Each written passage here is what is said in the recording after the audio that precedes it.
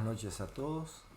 Queremos darles una bienvenida a este nuevo programa, a esta nueva conversación, en la que dedicamos un tiempo a leer la palabra y a encontrar en ella alguna verdad que pueda ayudarnos, que pueda edificarnos espiritualmente, ¿no? Y también pueda mejorar nuestra relación, nuestra comunión con nuestro Dios.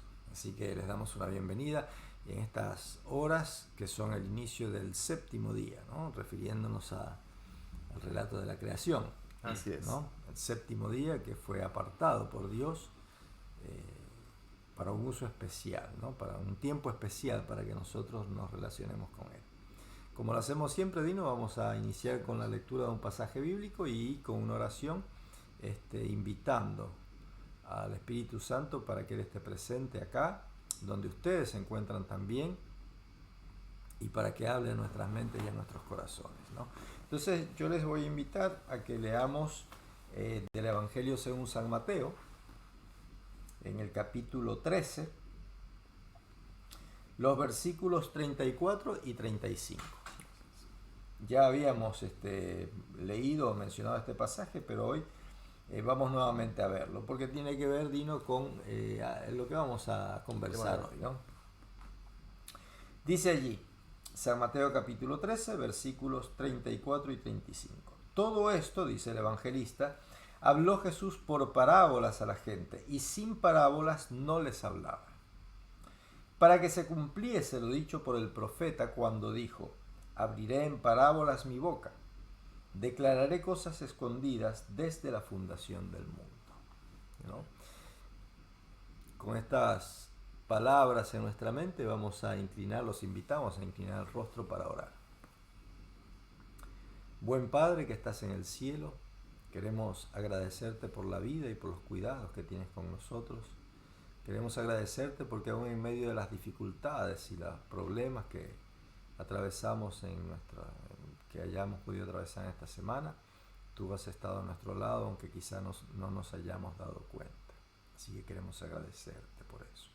También queremos agradecerte por este tiempo especial que tú apartaste para que pudiéramos relacionarnos contigo, para que pudiéramos estar en comunión contigo. Y también queremos agradecerte por esta oportunidad de poder abrir tu palabra y poder compartirla. Te rogamos en el nombre de Jesús que tu Espíritu Santo ilumine nuestro entendimiento y que hable a nuestros corazones, que podamos cada uno recibir la respuesta que tal vez necesitemos. Te lo pedimos todo humildemente, en el nombre de Jesús. Amén. Amén. Bueno, aquí estamos Gustavo Dorado, Dino Rosso, somos laicos, no somos pastores, somos nada más que estudiosos de la Biblia y que venimos a compartir con aquellas personas que nos escuchan y que quieren ver cada sábado, cada viernes a la noche estas cosas. Podemos hacerlo habiendo estudiado algún párrafo y haber charlado sobre este tema, ¿no? Acerca de la misericordia, la bondad divina. Bueno, nos damos a conocer, estamos en las redes sociales tanto en Facebook como en YouTube. En Facebook estamos los primeros y terceros viernes de cada mes. En vivo, generalmente hacemos vivo en Facebook y lo subimos después a la hora y media a YouTube. Así que nos pueden encontrar buscando Conversemos a la Luz de la Biblia, Conversemos a la Luz de la Biblia en ambas redes sociales y nos van a encontrar esta misma charla que se replica en ambos lugares.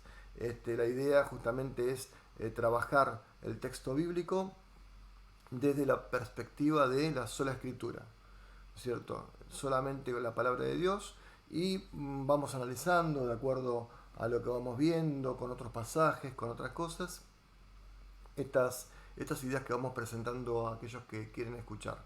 Y la idea es eso, es conversarlo y presentar el mensaje que tenemos cada viernes para ustedes.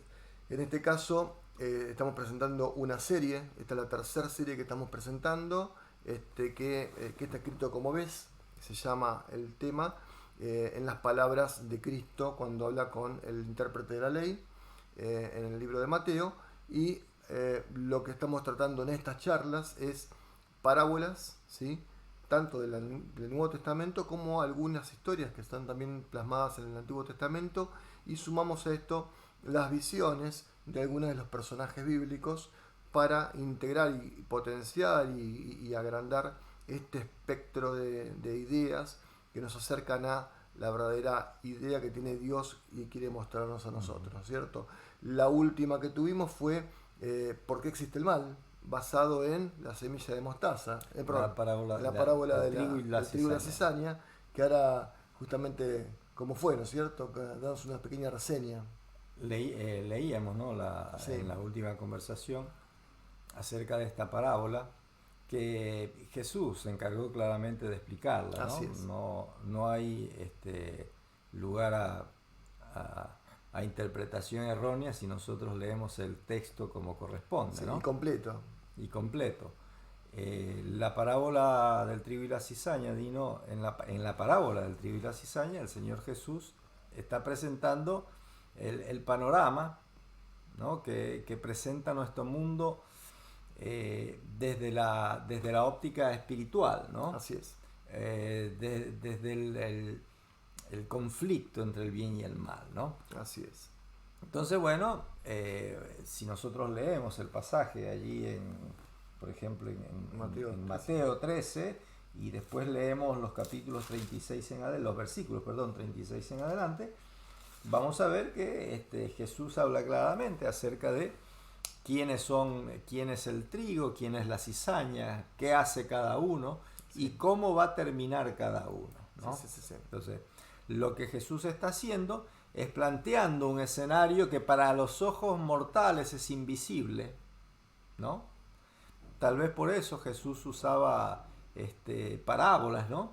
Porque iba a ser un poco complicado hablarles a seres carnales acerca de conflictos que son espirituales. Así Pablo habla allí en una de sus epístolas, dice que nosotros no tenemos lucha contra carne y sangre, sino contra potestades de las tinieblas celestes. Exacto, de las regiones celestes, ¿no? Entonces, como ninguno de sus oyentes había tenido o tenía la capacidad de ver lo que estaba ocurriendo en el mundo invisible, el mundo espiritual, el mundo de los espíritus, ¿no?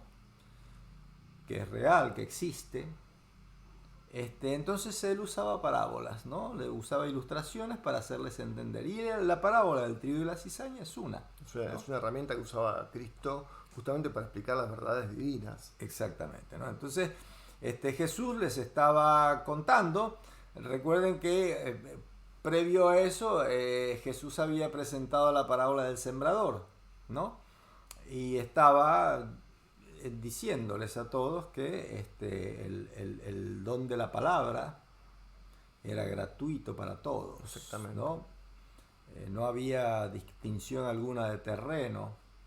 Un poco lo que distinguíamos en ese sentido era que la gente hace, o los predicadores, o quien lee esta parábola hace énfasis en los terrenos, y nosotros hacemos un énfasis en el mensaje, ¿no es cierto? En el mensaje, en el mensajero, ¿sí? Que habla sobre este mensaje. Sí, y en la generosidad, ¿no? En la amplitud de Dios, ¿no? De ofrecer a todos en igualdad, ¿no?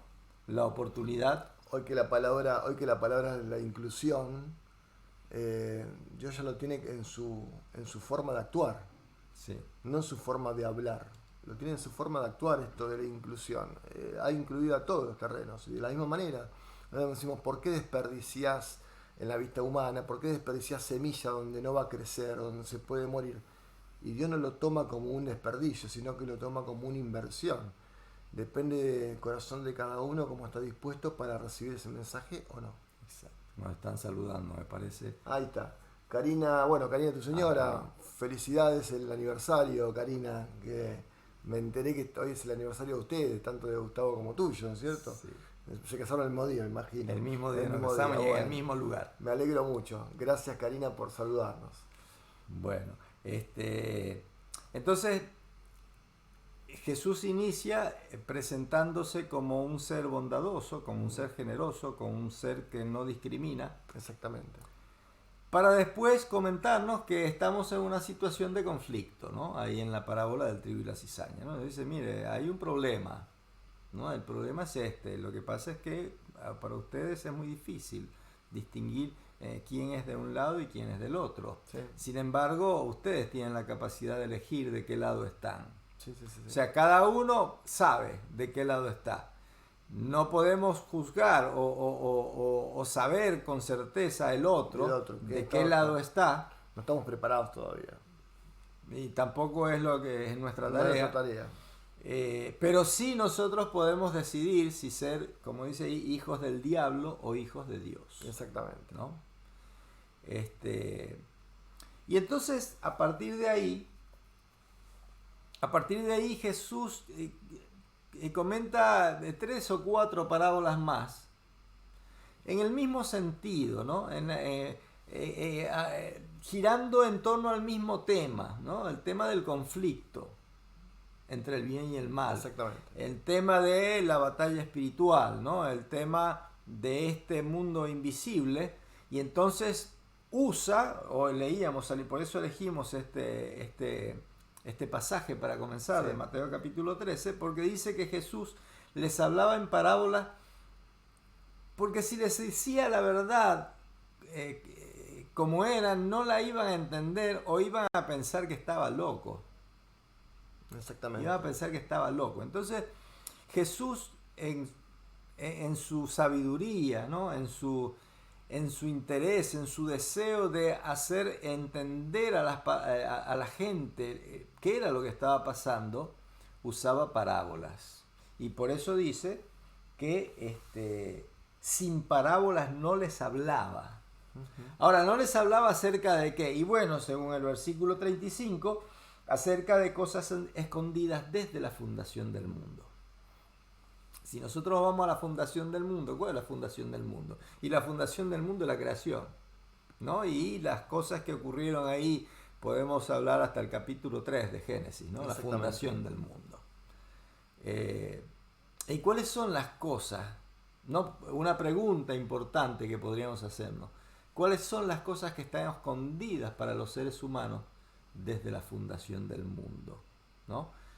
¿Por qué hago esta pregunta? Porque de las parábolas que vienen adelante, uno puede sacar una cantidad de enseñanzas aplicadas a distintas cosas, ¿no? Y son válidas, ¿no? Sí, sí.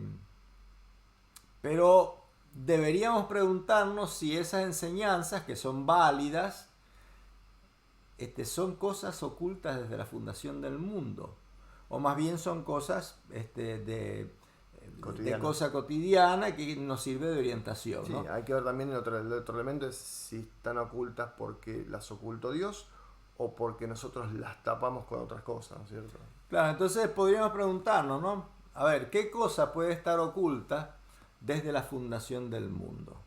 ¿No? Desde que Dios creó al mundo, ¿qué cosa puede haber estado oculta? Bueno, la primera que salta a la vista tiene que ver con la historia de Génesis capítulo 3. Exactamente. Lo primero que fue oculto a la vista de los hombres fue como Dios. Sí, sí. Fue Dios, ¿no? Porque ese acto emancipatorio, ¿no? Esa decisión emancipatoria de nuestros primeros padres, lo que hizo fue colocar una separación, un abismo insalvable para los hombres. Un velo entre o Dios un velo, ¿no? Podemos usar muchas... Vemos al Dios borroso. Una vez había alguien que decía eso, que hay un vidrio. Nosotros miramos un vidrio y que del otro lado sentimos que hay alguien. Y cuando nos acercamos en fe y queremos creer, comenzamos a limpiar ese vidrio. Y de golpe vemos que hay una figura, y después vemos que hay una silueta, y después vemos que hay una persona, y ya al final, cuando realmente decidimos entregar nuestra vida, vemos a Cristo.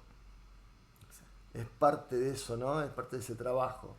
Es oculto. Y mirá que interesante, porque si nosotros leemos San Juan capítulo 17, cuando Jesús estaba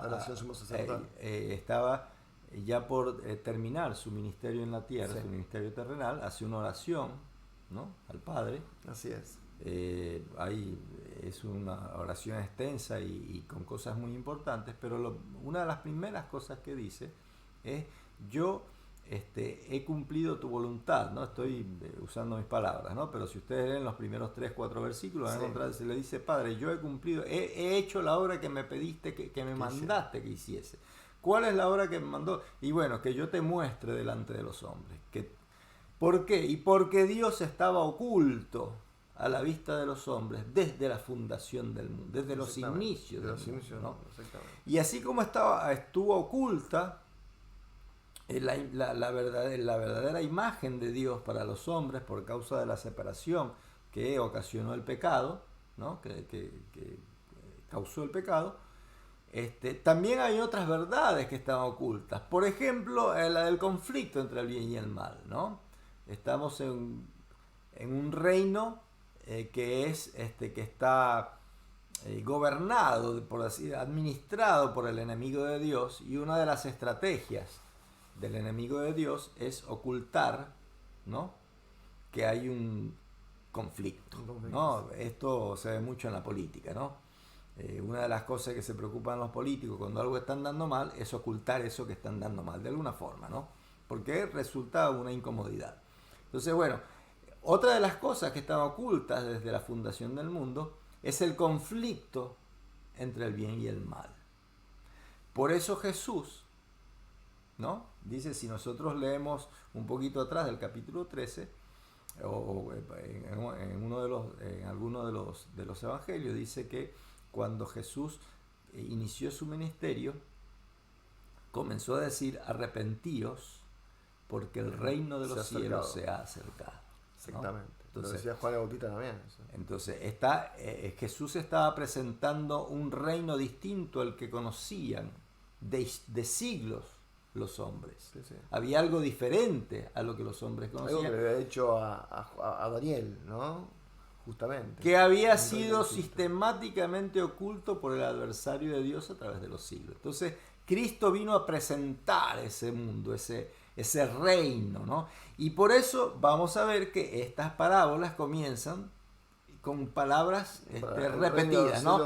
El reino de los cielos es semejante a. ¿A qué compararemos el reino de los cielos? ¿No? Si yo mal no me acuerdo, en algún momento, bueno, esta creo que tiene 7 comparaciones con el reino de los cielos, y en total en los distintos evangelios tenemos 10 comparaciones a el reino de los cielos es semejante a. Y la que nos toca en el día de hoy, buena introducción hiciste para poder avanzar en esta, es la de la semilla de la mostaza. ¿No es cierto? Y es una parábola que aparece históricamente en los 3 evangelios sinópticos, Mateo, Marcos y Lucas. Sí. Mateo en el capítulo 13, Marcos lo habla en el capítulo 4, y después Lucas lo nombra, probablemente, no mirando la línea de tiempo de cuando lo comenta Lucas, lo haya dicho Cristo en otra ocasión que no era la misma que hablaba en Mateo y Marcos. Pero sí hablamos de que, por ejemplo, en el caso de Mateo hay 8 parábolas que están concéntricamente puestas y estratégicamente puestas dentro de ese capítulo, de las cuales hay una parte que están mostradas al público, ¿sí?, al público abierto, y otra en el privado del grupo pequeño de discípulos y apóstoles, ¿no? Un grupo pequeño, entonces ahí les comenta algunas de estas verdades que vos estabas hablando. Justamente la explicación del sembrador y la explicación de la semilla del trigo y la cizaña. Ahora, cuando arrancamos, vemos que las 3 parábolas que aparecen, como aparecen en la Biblia, yo voy a leer, son 2 versículos de una, 3 en otra, y el que más habla de esto es Marcos. En Mateo, capítulo 13, versículos 31 y 32, dice, otra parábola les refirió diciendo, esta porque era ya la número creo que 3 o 4, dice, el reino de los cielos es semejante al grano de mostaza, que un hombre tomó y sembró en su campo, el cual a la verdad es la más pequeña de todas las semillas, pero cuando ha crecido es la mayor de las hortalizas y se hace árbol, de tal manera que las aves vienen del cielo y hacen nido en sus ramas, ¿sí? Y ahí hay varios elementos que podemos trabajar. Marcos dice en capítulo 4, versículos 30 al 32, dice, decía también, ¿a qué haremos semejante al reino de Dios? ¿O con qué parábola lo compararemos? Y y aquí lo forma en tomo de pregunta, como también hace Lucas, dice, es como un grano, y contesta en el mismo versículo, en el versículo 31, es como el grano de mostaza, que cuando se siembra en tierra, es la más pequeña de todas las semillas que hay en la tierra, pero después de sembrado crece y se hace mayor de todas las hortalizas y echa grandes ramas de tal manera que las aves del cielo pueden morar bajo su sombra. Lucas, versículos 13, 18 y 19 dice, y dijo, ¿a qué es semejante el reino de Dios y con qué lo compararé? Es semejante al grano de mostaza que un hombre tomó y sembró en su huerto. Y se hizo grande y las aves de los cielos anidaron en sus ramas. Y bueno, entonces yo hacía una pequeña muestra de cómo, de algunos elementos que aparecen acá. Primero que lo compara al reino de los cielos, ¿no? Acá el reino de los cielos, el que trae el reino de los cielos es Cristo mismo, ¿no es cierto? Siempre lo podemos comparar con la escalera de Jacob, siempre lo podemos comparar con esa mediación que prestó Cristo mismo acá en la tierra para rescatar lo que se había perdido. Y esto es lo que muestra. Ahora, el grano de mostaza, cuando dice, ¿por qué el grano de mostaza es un grano pequeño? Cuando Cristo lo habló, esto lo habló en una zona que era bastante rural, que se cultivaba muchas cosas y que eran familiares estas semillas. Cuando habla de la mostaza, del grano de mostaza que está hablando acá, es un grano de mostaza negro, pequeño, es uno de los más pequeños, no es como el otro grano de mostaza que es un poquito más grande, y donde este grano de mostaza tiene la peculiaridad de que donde vos lo tirás, rápidamente hace raíz, que prácticamente no hay que sembrar, prácticamente no hay que trabajar la tierra para que este grano crezca. Ahora habla del tamaño de este grano de mostaza, ¿no? Y el tamaño está semejante a... es insignificante. Es insignificante. Y después vamos a tratar... Imperceptible, casi descartable. Y esto lo vamos a tomar con un puntito, porque dentro de unos minutos voy a hacer un énfasis sobre este descartable, que habla que es una semejanza a otras cosas que después hace Cristo también, sobre esto del descartable, ¿no? Fíjense que también habla sobre una jurisdicción, una competencia, que habla sobre, en el caso de Mateo, habla en su campo. ¿Cuál es el campo? Y el campo es todo, porque es el de Dios. El de Dios es toda la creación, con lo cual la semilla, que es invariable, porque acá nos está mostrando una semilla A o una semilla B, o una semilla de tal tamaño, de tal gusto, es toda semilla de mostaza, un poco refiriendo a la parábola del sembrador, un mismo grano, y es su campo, habla Mateo. Y Lucas dice en su huerto, porque el huerto es de Dios, punto, es la creación de él. El enemigo lo usurpó, pero el enemigo es solamente un usurpador, ¿sí? Tiene un juicio de desalojo ya aprobado. Entonces, y tiene fecha de vencimiento. Esto no lo sabemos claramente, pero sabemos que tiene una fecha de vencimiento. Sí. Y crece como un árbol grande, ¿no?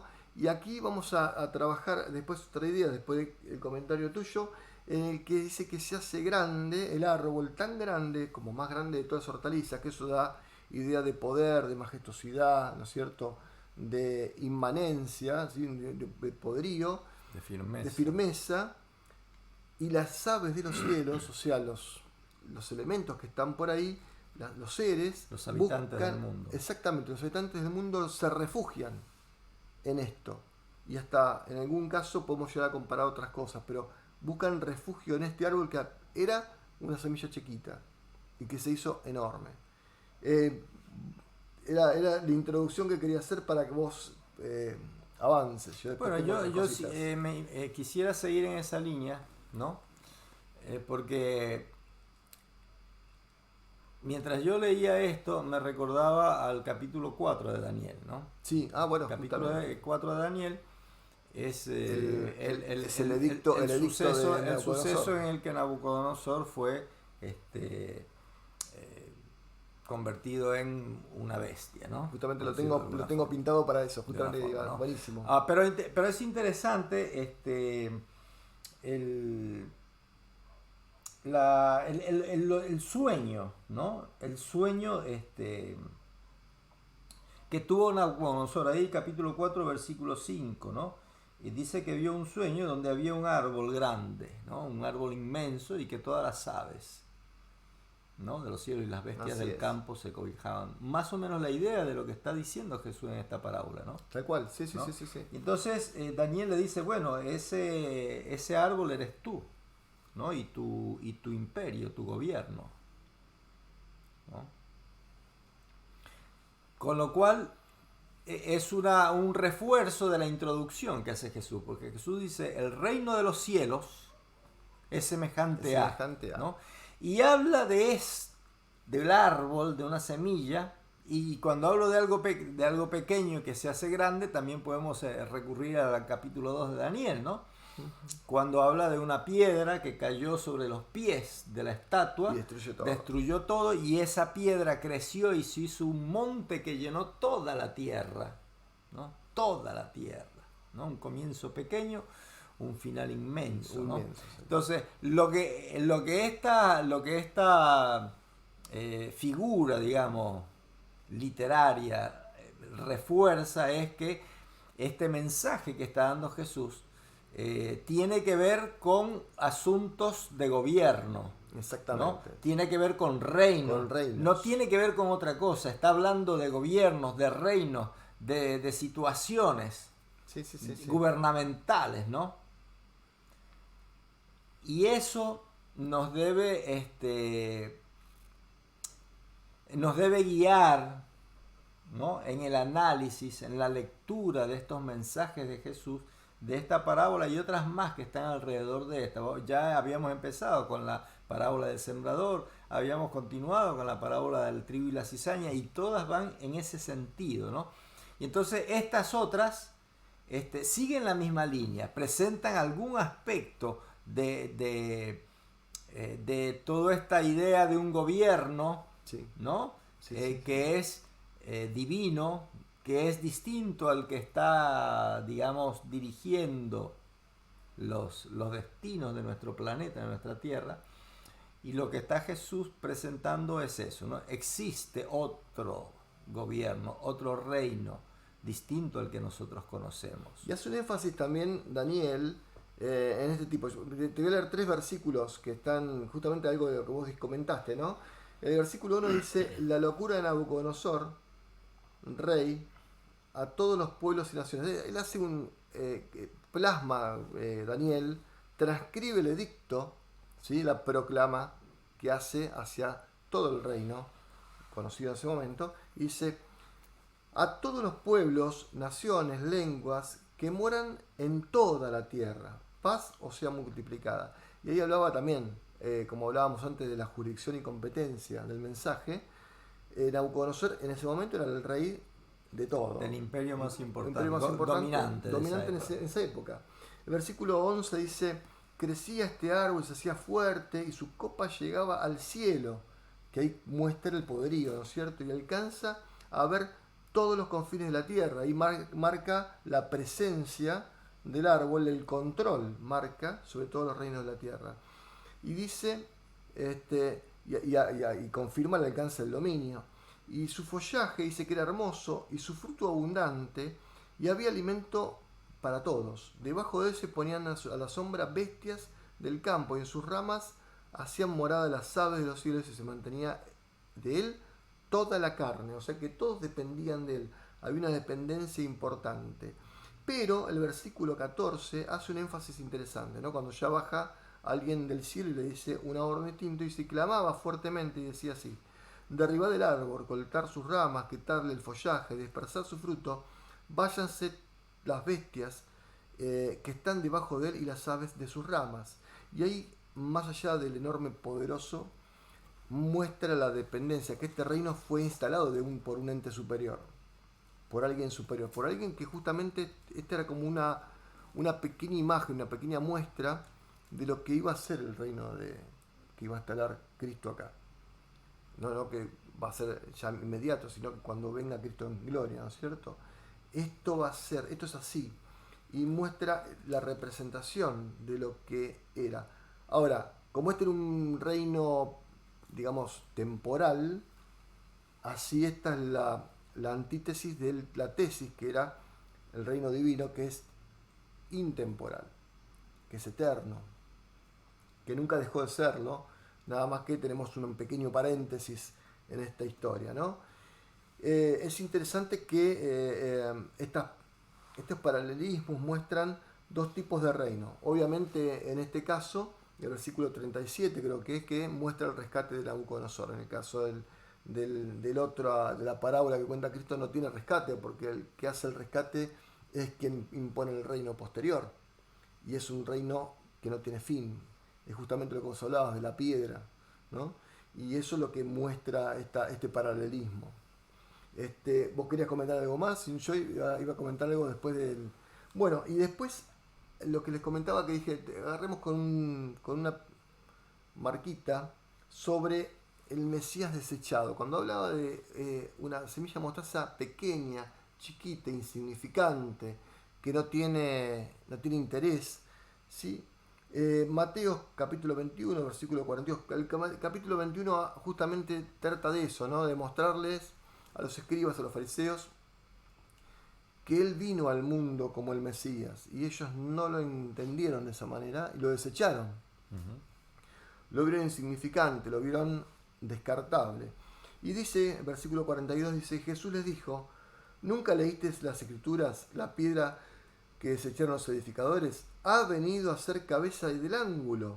El Señor ha hecho esto, y es cosa maravillosa a vuestros ojos. Y justamente lo que decía capítulo 118 de Salmos, versículos 22 y 23, ahí por la mitad de la Biblia, podemos hablar de que esto estaba diciendo, era una profecía que ya estaba dada, en el que esa piedra que ellos desechaban, un poco lo hablamos al comienzo, había sido oculto el mensaje del Mesías, digamos, la profecía mesiánica, la historia mesiánica había sido no solamente desechada, sino había sido oculta. Había quedado tapada en un montón de tradiciones, un montón de aspiraciones, un montón de ideas nacionalistas, ¿no? Tal cual. Y había quedado tapado, ¿no? También el profeta Isaías menciona algo de esto en el capítulo 53, ¿no? Cuando dice que no había en él hermosura, ¿no? Fue desechado como raíz de tierra seca. Raíz ¿no? de tierra seca. ¿No? Nadie le dio importancia, ¿no? Y uno dice, bueno, ¿y fue eso lo que pasó? Y sí, fue eso lo que pasó cuando Jesús vino, ¿no? Jesús nació como el hombre más pobre de todos, ¿no? Nació entre animales. No tuvo un lugar una sábana limpia donde recostarse, claro, una cuna. Un lugar donde apoyó su cabeza, decía el mismo Cristo. Fue envuelto en pañales, probablemente en trapos prestados, ¿no? Ni siquiera eran de él, ¿no?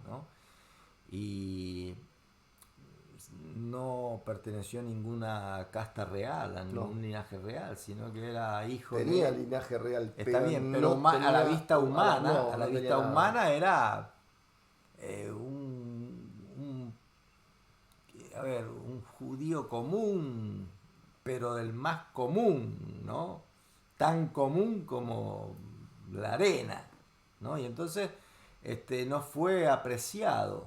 No fue apreciado. ¿Por qué? Porque los judíos de ese tiempo, del tiempo de Jesús, digamos, una de las aspiraciones o de las expectativas que tenían del Mesías era que iba a ser un líder, no solo político, sino también militar, ¿no? Que iba a venir a liberarnos del dominio de Roma. Así es. ¿no? Y que los iba a convertir en el imperio dominante. Pero cuando vieron que era un carpintero, que venía de Nazaret, que su madre había quedado... había concebido antes de casarse, ¿no? Que el papá era un carpintero también y que había vivido y se ha crecido en Nazaret, ¿no? Así, ¿qué es esto?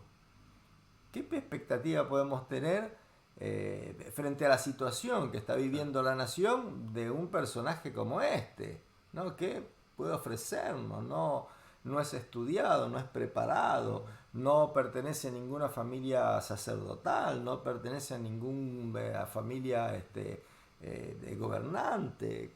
¿quién es este? Lo único que ¿No? sabían que venía de Judá, que digamos podía llegar por ese lado, nada más. ¿Quién es este? ¿No? Y además, y entonces lo que Jesús está diciendo, mire, me parece que no, es la más pequeña de todas, ¿no? Y poco valor, insignificante, irrelevante, ¿no? Sin embargo, dice, cuando crece se hace grande, tanto así que las aves del cielo vienen a anidar, ¿no? Entonces, Jesús les está diciendo, miren, no se engañen, no crean que porque no llena los casilleros que ustedes tienen allí esperando a ser llenados, ¿no? Los casilleros, no sé, independencia política, independencia militar, una nación grande, riqueza, bienestar, influencia sobre el mundo, ¿no? Todas esas cosas. No crean que porque esos casilleros no los ven llenarse, es una cosa que no tiene valor. Como tiene un checklist y van marcando a ver qué va creciendo, pero no va a crecer hacia el lado que ustedes quieren.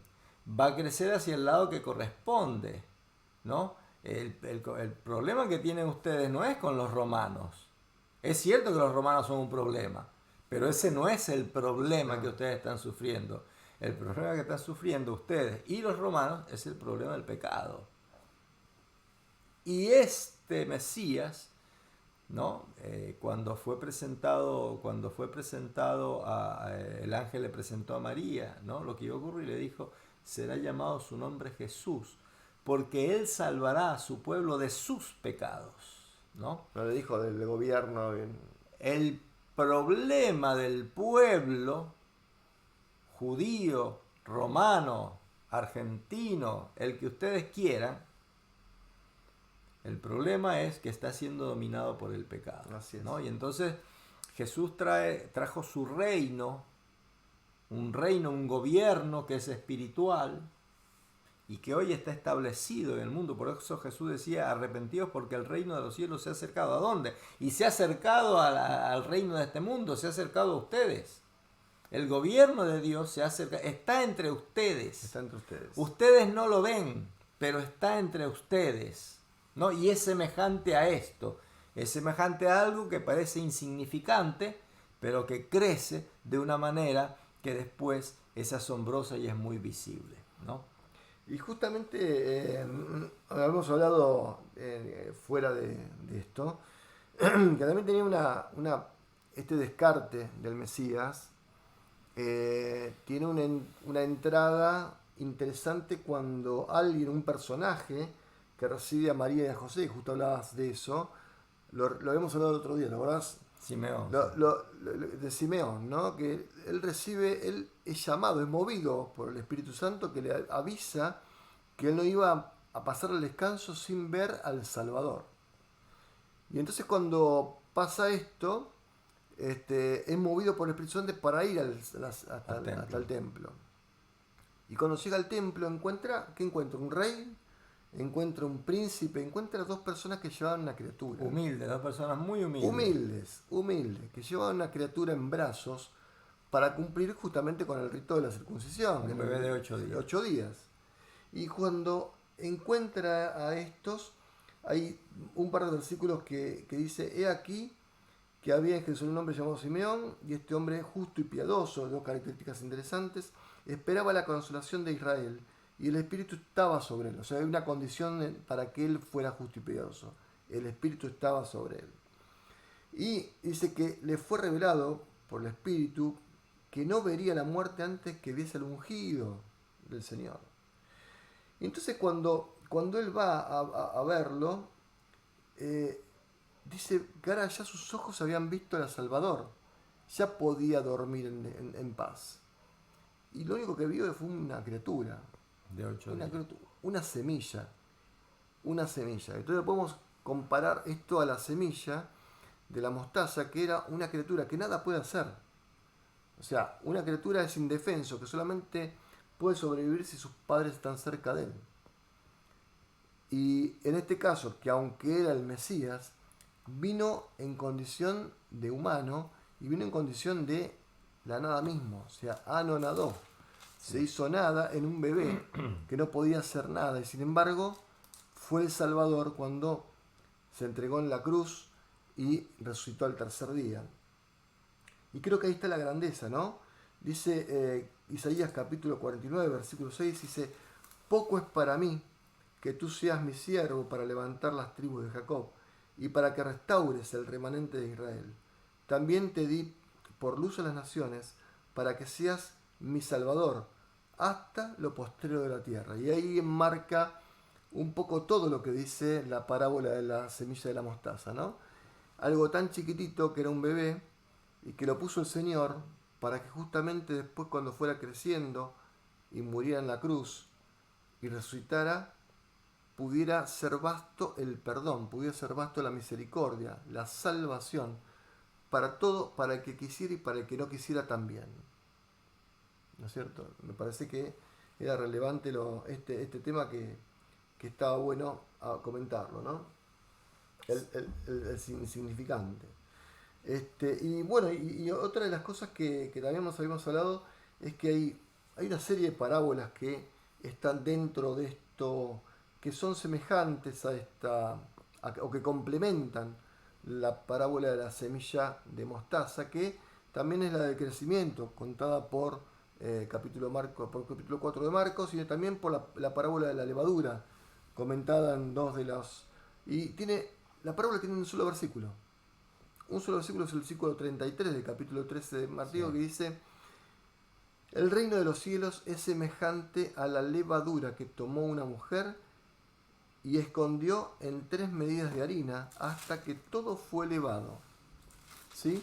Uh-huh. Y fíjense que habla del mensaje, habla de ese mensaje redentor en el cual fue escondido dentro de 3 medidas de harina, o sea, un poco de harina. Pero el efecto de la levadura fue hasta toda la harina. Toda la harina. ¿Y qué pasa cuando uno hace, si alguno no conoce, que se fije en algún video de cómo funciona la levadura con el pan? Contagia todo. Contagia todo. Todo el contenido es contagiado por la levadura y eso crece. Generalmente cuando uno hace el pan espera que crezca el doble o que se leude el doble para poder después trabajar y formar el pan. Sí. Y lo que tiene también es que crece solo, ¿no? Crece solo. No, el amasador, digamos, el panadero no tiene ninguna participación. No. La levadura crece sola. ¿No? Contagia toda la masa sola. Sola, sin intervención. Sin intervención. Ahora, la temperatura con la cual crece la levadura tiene que ser una temperatura normal, cálida, no demasiado, no de bajo, muy debajo, porque esto también simboliza un poco el tema de la recepción del mensaje. Si el mensaje no es recibido o es recibido muy fríamente, ese mensaje no se contagia. Pero cuando la levadura trabaja y se permite trabajar en toda la masa, se contagia todo, la harina queda leudada y todo el mensaje es un solo mensaje, una sola levadura que contagia toda la harina. Sí, tal vez eso es lo que amplió un poco más allí en San Marcos, ¿no? Cuando habla acerca de la parábola del crecimiento de la semilla, ¿no? Decía además, capítulo 4, versículo 26, así es el reino de Dios, como cuando un hombre echa semilla en la tierra, ¿no? Y duerme y se levanta de noche y de día, y la semilla brota y crece sin que él sepa cómo, ¿no? Exactamente. ¿No? Porque de suyo lleva fruto la tierra, primero hierba, luego espiga, después grano lleno en espiga, y cuando el fruto está maduro, enseguida se mete la hoz porque la siega ha llegado. Fíjense qué interesante, porque este tema de la hoz es bastante recurrente en este grupo de parábolas, ¿no? Si nosotros leemos, fíjense que si nosotros leemos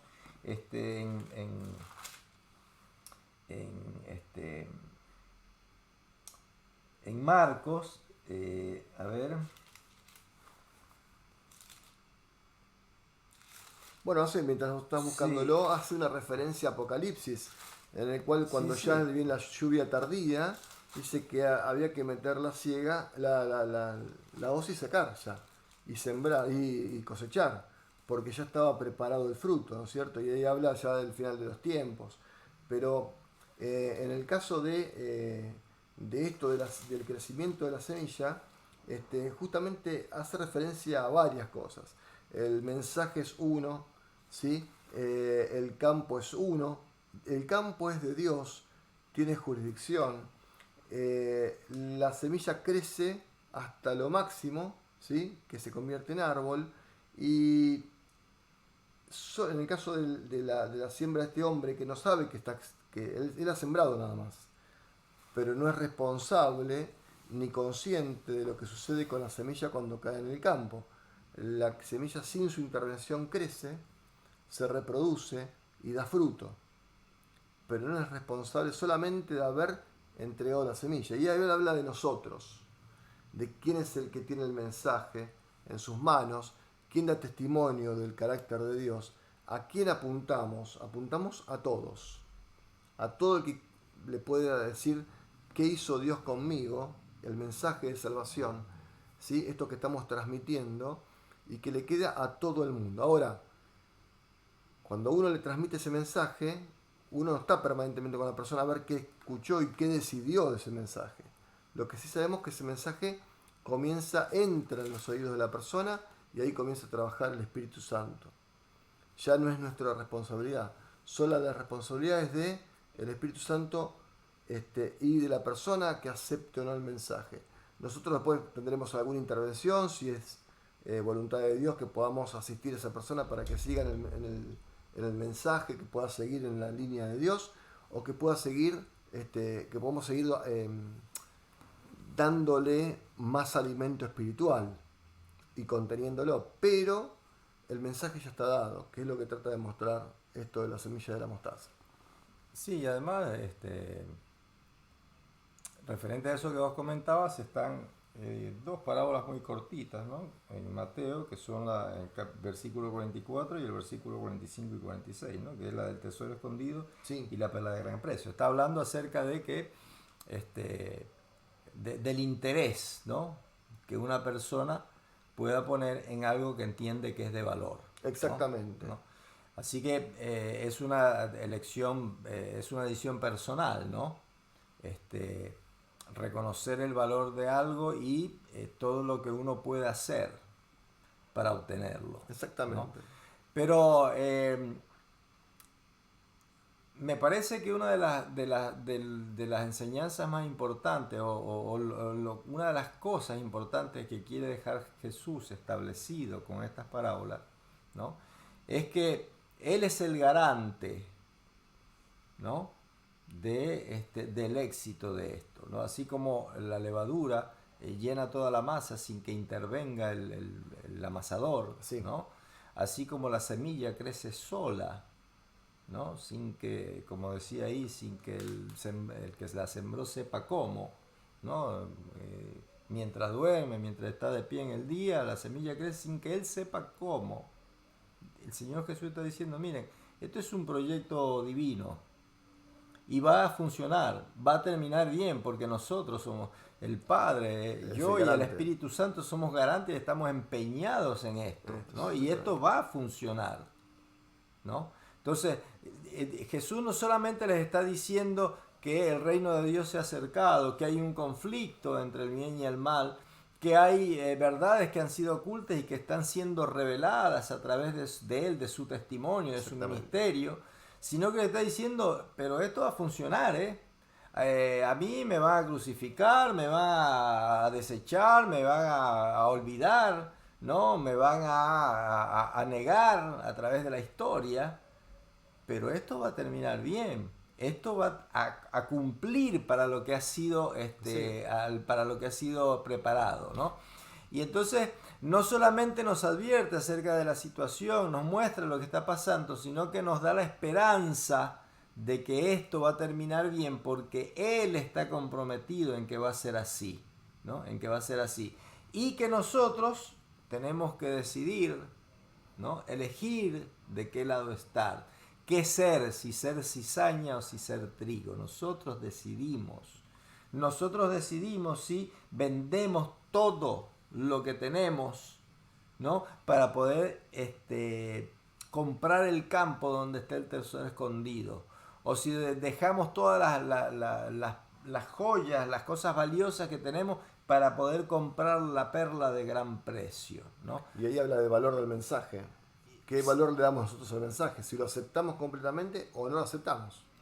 ¿Y cómo lo tomamos? Si lo tomamos en serio o no. Porque Sí. un hombre que vende todo lo que tiene para comprar un terreno está diciendo, está arriesgando todo. Todo. ¿Por qué? Y porque entendió que es valioso, Exactamente. ¿no?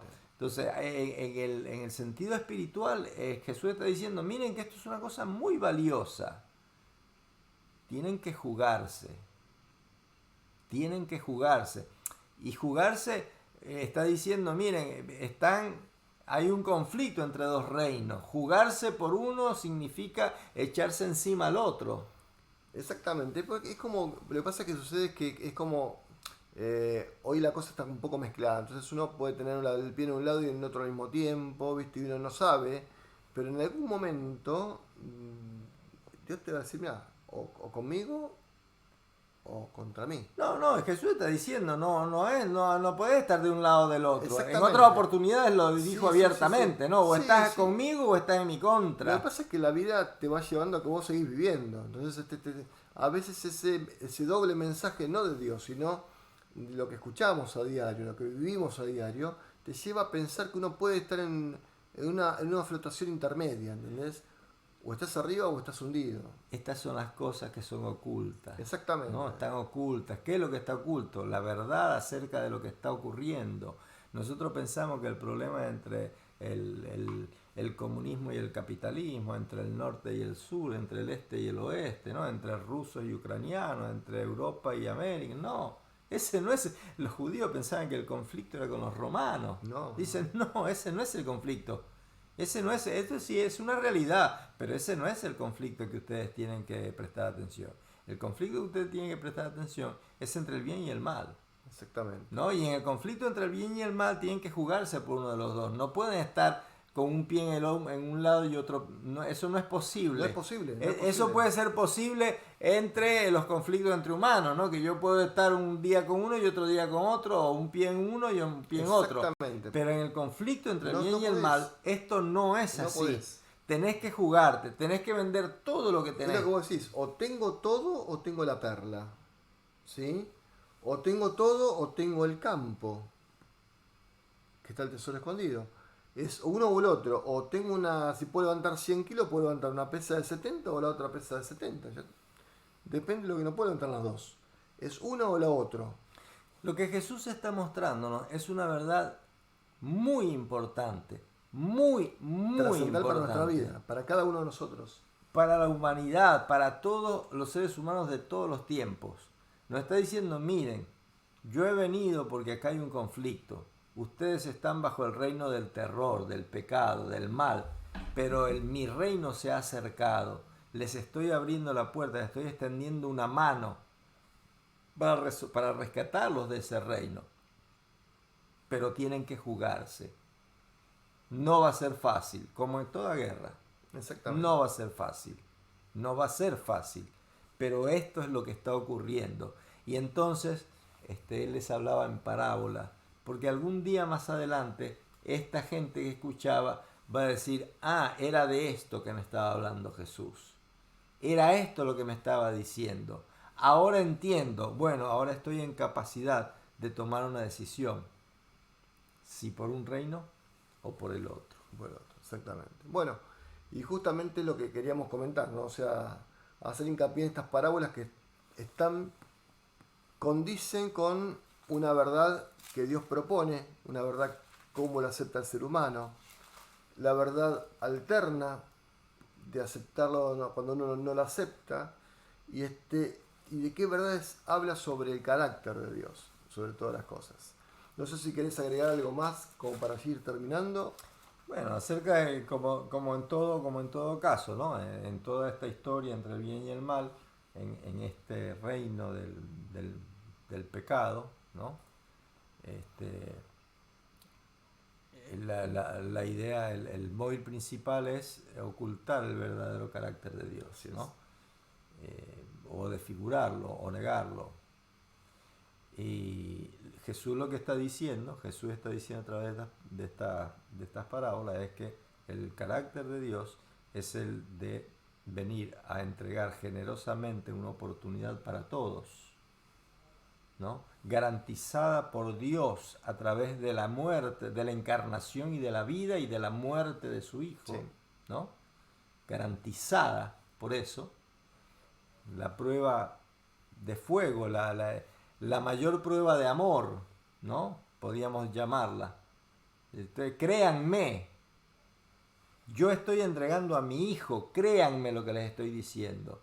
Todo esto que yo les estoy diciendo no es fábula, no es mentira, no es cosa de viejo, no es de épocas remotas, es la verdad acerca de lo que está ocurriendo frente a sus ojos, pero oculto a su mirada. Esto es lo que está pasando, hay un conflicto entre el bien y el mal. Decídanse por el bien, les conviene. Porque el reino se ha acercado. Porque el reino de los cielos se ha acercado. Bueno, hasta aquí vamos a dejar en el día de hoy. Vamos a continuar con otras parábolas a partir del 7 de enero, ya 2023. Si Dios mediante podemos hacerlo, va a ser en vivo, como en el día de hoy. Así que bueno, vamos a hacer una oración para terminar, Gustavo. Bueno, y les agradecemos por haber estado. Padre nuestro que estás en el cielo, te agradecemos, Señor, por estas enseñanzas de vida que nos das, Señor. Estas enseñanzas acerca de tu carácter, de lo que tú has hecho y has venido a hacer a esta tierra para rescatarnos, Señor. Te pedimos que tú bendigas cada una de las personas, que nos bendigas a nosotros mismos, Señor, al haber escudriñado estas escrituras, Señor. Te pedimos que nos guíes, nos guardes, para poder seguir entregando esto a quienes quieren conocerte. Amén. En nombre de Cristo Jesús. Amén. Amén. Amén. Bueno, hasta que Dios luego. los bendiga. Dios los bendiga en este sábado que comienza.